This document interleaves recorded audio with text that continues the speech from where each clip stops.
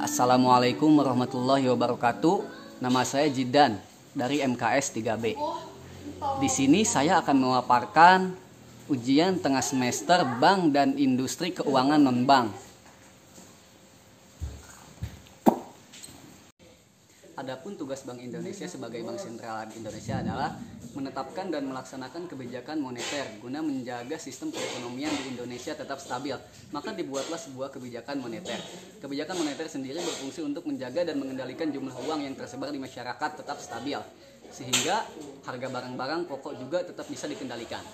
Selain itu, tujuan ditetapkannya kebijakan moneter ini adalah untuk mendukung pertumbuhan perekonomian negara Indonesia, mengatur dan menjaga kelancaran sistem pembayaran.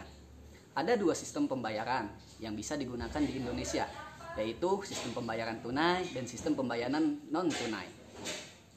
Tugas BI selaku Bank Sentral Indonesia adalah menciptakan sebuah aturan, standar, prosedur, dan kesepakatan yang akan dipakai pada sistem pembayaran ini, sehingga antara satu bank dengan bank yang lain memiliki aturan sistem pembayaran yang sama.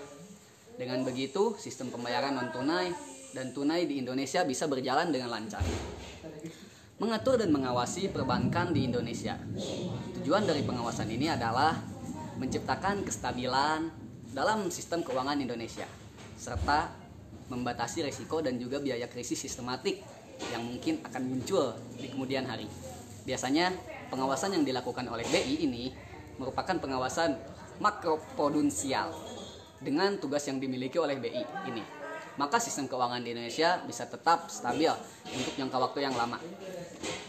Otoritas Jasa Keuangan (OJK) adalah lembaga yang independen yang mempunyai fungsi tugas dan wewenang pengaturan, pengawasan, pemeriksaan, dan penyidikan.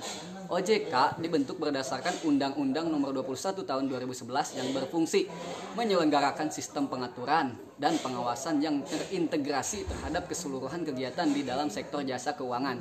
Tujuan OJK: 1. Mendorong kegiatan sektor jasa keuangan agar terselenggara secara teratur, adil, transparan, dan akuntabel. 2. Mewujudkan sistem keuangan yang tumbuh secara berkelanjutan dan stabil. 3. Melindungi kepentingan konsumen dan masyarakat.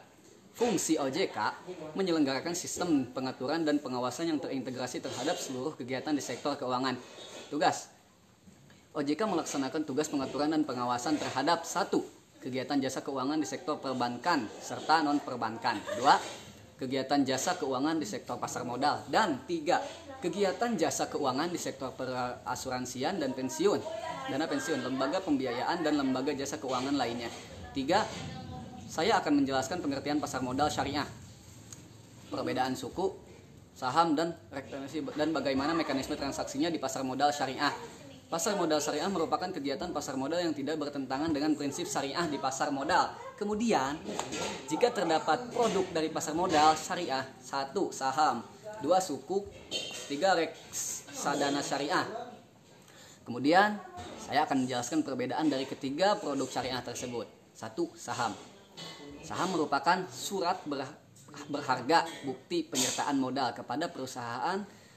Dengan bukti penyertaan tersebut, pemegang saham berhak mendapatkan bagian hasil dari usaha perusahaan tersebut dengan tidak melanggar prinsip syariah. 2. Suku merupakan istilah baru yang dikenalkan sebagai pengganti dari syariah, istilah obligasi syariah. Obligasi syariah di dunia internasional dikenal dengan sukuk. Sukuk berasal dari bahasa Arab sak, tunggal, dan sukuk jamak, yang memiliki arti mirip dengan sertifikat atau not. Obligasi syariah atau sukuk merupakan surat berharga berupa penyertaan modal dan diterbitkan oleh penerbit sukuk dan dilakukan sesuai prinsip syariah. 3. Reksadana syariah. Reksadana syariah merupakan ruang untuk menghimpun dana dari pemodal yang dikelola dan diinvestasikan oleh manajer investasi atau MI. Dana tersebut kemudian diberikan ke berbagai instrumen yang sesuai prinsip syariah. Reksadana syariah dikenal pertama kali di Indonesia pada tahun 1997, ditandai dengan penerbitan reksadana syariah dan reksa saham pada bulan Juli 1997. Terdapat beberapa mekanisme yang dipakai dalam pasar modal syariah. Adapun rinciannya seperti berikut: transaksi tanpa riba, terhindar dari praktik spekulasi, hanya mentransaksikan efek syariah, emiten yang tergolong syariah, transaksi menggunakan akad. Boleh.